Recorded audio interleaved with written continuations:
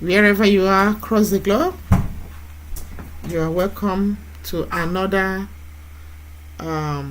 program we have for you. This is Saviour Empowerment, a community organization, a CIC, community interest company, and we exist to support our local authority or local environment and the UK in general. We exist to empower people to achieve their goals.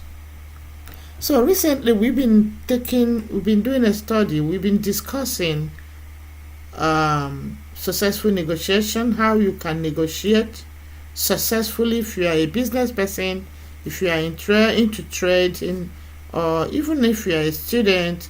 Whatever you are doing, you must have negotiating spirit, right? So recently we've been discussing it, and we are happy to tell you that we are moving on wonderfully well. So far we want to thank all our supporters, and also we want to encourage you to join us so that we can achieve our goals.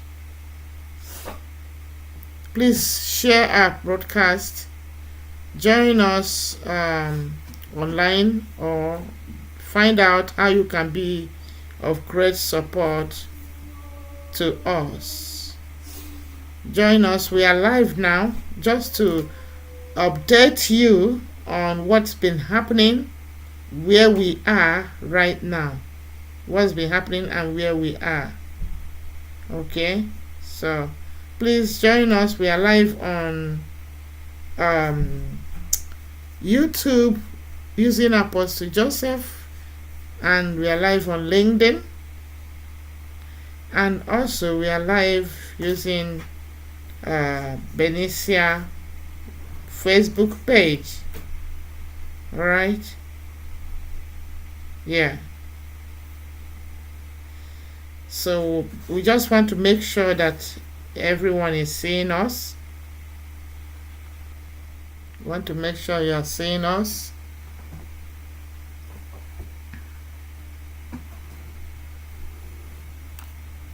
Take 1 minute to share our program, please. Successful negotiation is a continuation. Please take 1 minute to share it. Take 1 minute to share. So you are seeing us. Take 1 minute to share. Share.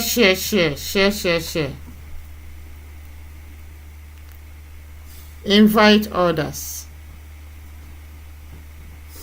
Make your contribution, your suggestion.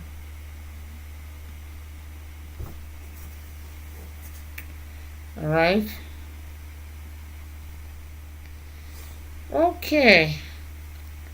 So here we go. Successful negotiation. Successful negotiation. Before now, previously we have looked into tips on successful negotiation. So we were able to consider 7 tips. We are encouraged to research the facts properly. We are encouraged to listen carefully, ask clearly, and to take our time. We were encouraged not to rush things. So when you're having a negotiation with people, you don't need, with someone or company or business, you don't need to rush. Don't let anyone rush you, put you in a haste. We are encouraged to know when to step back. You don't have to, accept offers if it's not convenient or comfortable. Negotiate with confidence. We looked at that. And also to trade. Do not just simply give. You are in for business. Trade. So we go further by talking about preparing a negotiation map, asking questions that unlock options, use anchors and concessions wisely to manage pressure and difficult tactics, close clearly and protect relationships. So let's just quickly delve into what we have today. Continuation. Tip number 8, build a negotiation map. Build a negotiation map. So map the negotiation before you enter the room. Before you just delve into the discussion or the negotiation. Map the negotiation before. Map it. That is your ideal outcome. What would an excellent but credible agreement look like? You have to think about that. What would the ideal outcome be? You have to think about the targets. What result would satisfy your main needs? Now, think about minimum, the lowest acceptable outcome before you step away. You don't just step away, right? You have to think about the minimum you can accept. Okay, so alternative. We also looked at alternative. There must always be alternative in life. Always think about alternative. What will you do if agreement is not reached? So you must map it. You must strengthen this before negotiating. All right? Tip number 9. The tip number 9 is look beneath the demand. Look beneath the demand. So interest create more options than fixed positions. What are we saying? What someone says they want, like I need £500, or the deadline cannot move. Position. While in interest you talk about the reason beneath, cash flow, certainty, speed, recognition, safety or reduced workload. What makes that important? What prevents another option? Reveal room for movement. All right? So you have to also create several options.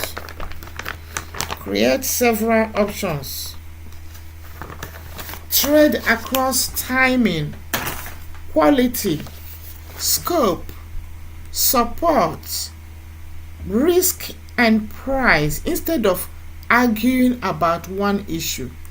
What are we saying here?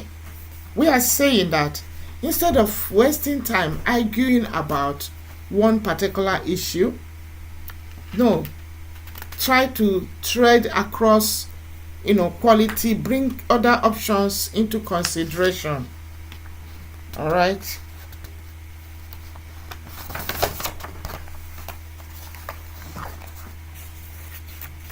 So we want you to really follow us. If you need a full copy of these teachings of this course and the training, please send us a message. You can send us an email, admin@SaviourEmpowerment.org. SaviourEmpowerment.org. You can also reach out to us through our website, Saviour Empowerment, like www.SaviourEmpowerment.org. Use the contact form and let us know what you want.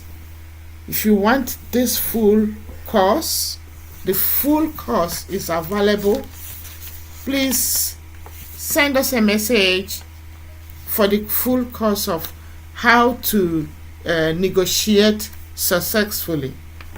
It's very loaded. Slide 5 talks about ask before you argue. That's the tip number 10 on how to become a successful negotiator or successful negotiation.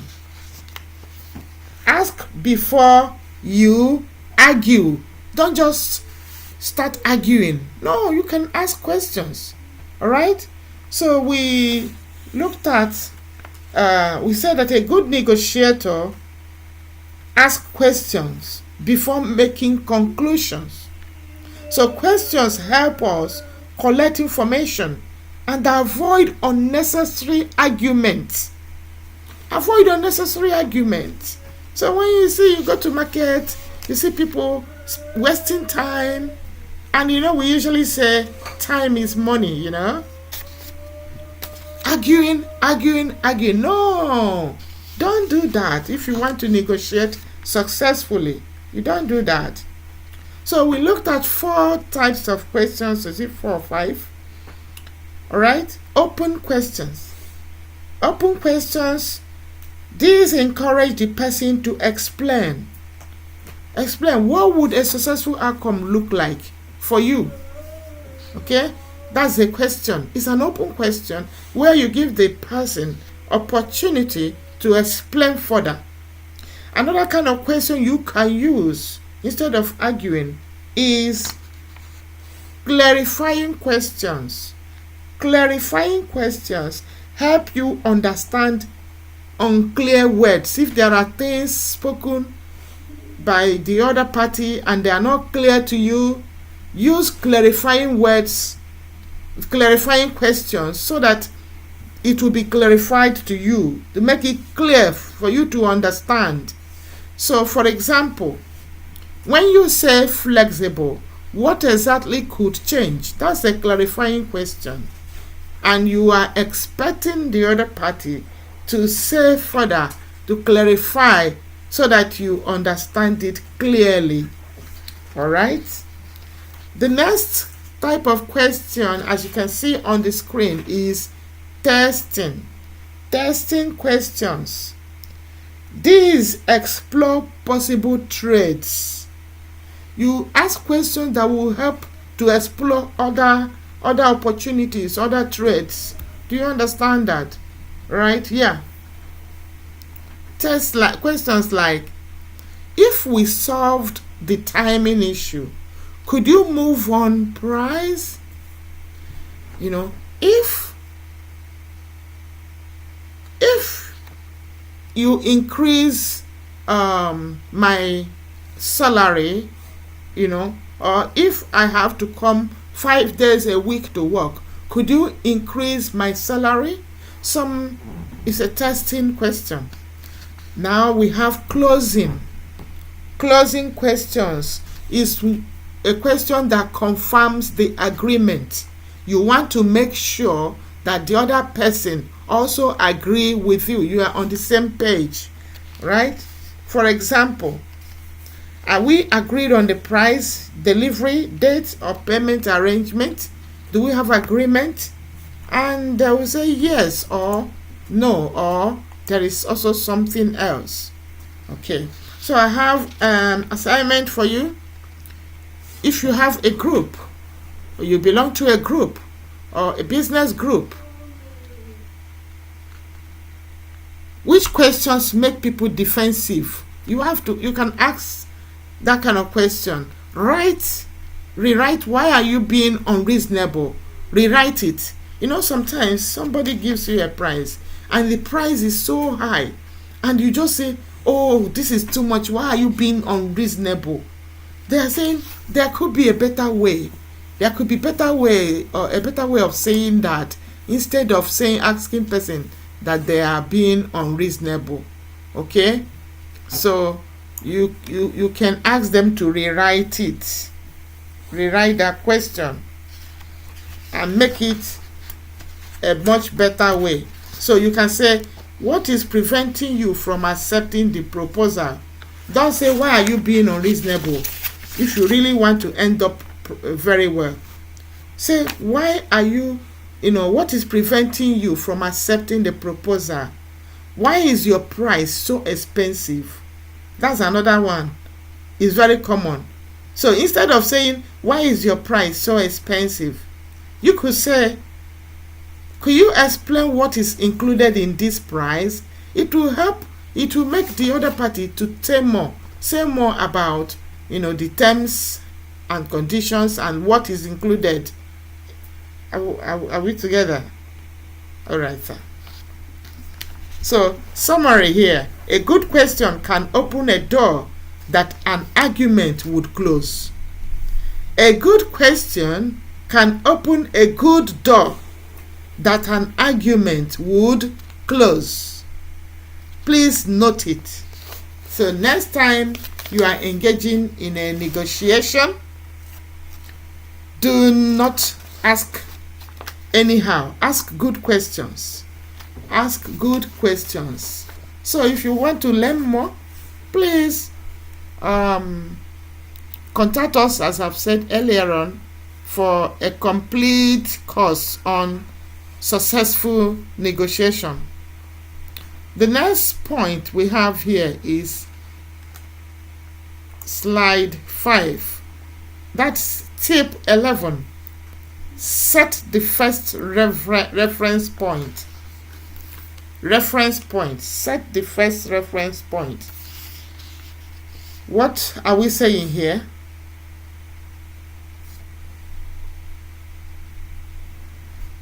A credible reference point. First reference point.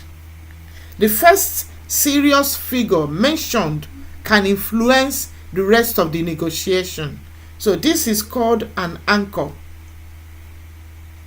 But the anchor must be reasonable and supported by evidence. So anchor with evidence. An anchor shapes the range, but it must be credible. So anchor with evidence. So a first figure can influence the discussion when supported by market data, results, or comparable offers. For example, if you are selling an item worth £100, if you begin at £50, right? The buyer may try to negotiate even lower. The buyer can tell you, can I pay £10? £15? I mean, have you not encountered such things before? So the first reference point is very, very important. But if you begin at £120 and explain that similar items sell at £110 or £115, the discussion is likely to remain closer to that range. It could come to £90 or even the £100, but very closer to the range. So, another example about salary. Instead of saying, I want more money, you could say, similar positions are paying currently £28,000 to £31,000. Based on my experience and responsibilities, I would like us to consider £30,000. So that's a better way than just saying you want more money. So when you are negotiating salary with a prospective employer, things like this matters a lot. If the other person gives an unreasonable anchor, we said that before, you could say, how did you arrive at that figure? Although it's an unreasonable anchor, it's not good for you to say you are being unreasonable. You just say, how did you arrive at that figure? Or what evidence supports that amount? Or that figure is outside the normal market range. Based on my research, a more realistic range is, you can say, a figure you think. So, do not suggest a ridiculous figure simply because to manipulate the other person. No. An unrealistic anchor can damage trust. And you know that in business, in trade, in anything you are doing, trust is very important. Trust is very important. So, the next slide is for tip number 12.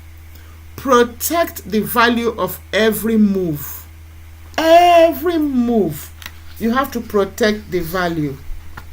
Hello everyone, this is Saviour Empowerment CIC, and we are not just a coaching company or teaching company, and we don't just teach only digitals. No, we have been divinely empowered to empower anyone that come around us. So check out our website for more details, www.saviourempowerment.org. You can contact us, and our number will be displayed on the screen. Also, please click on the code to subscribe to join us. We need volunteers. We need volunteers to support this move, and you can also, if you need anything based on what we can offer, just click the link or click on the code, and it will take you to the site where you can put in your details, and a member of the team will get back to you. Thank you very much. Protect the value of every concession. A concession is something you agree to change or give up. When you are having a discussion, you can have a concession. You agree on something that this is how it's going to be. So do not make concessions too quickly or without receiving something in return. Remember, this is business, and you are not there just to talk. You want to make a profit, right? So you can agree that I can reduce the price. This gives something, this gives something away without gaining anything. If you want to reduce a price, you have to look into what the product. If you order 10 items instead of 5, I can reduce the price per item. The reduction is conditional. So what we are trying to say here is make a concession slowly, conditionally, and visibly. Put a condition. Say if you order 10 cartons of chips, I can give you 1 carton free. All right? That is a conditional offer. I can reduce the price per item.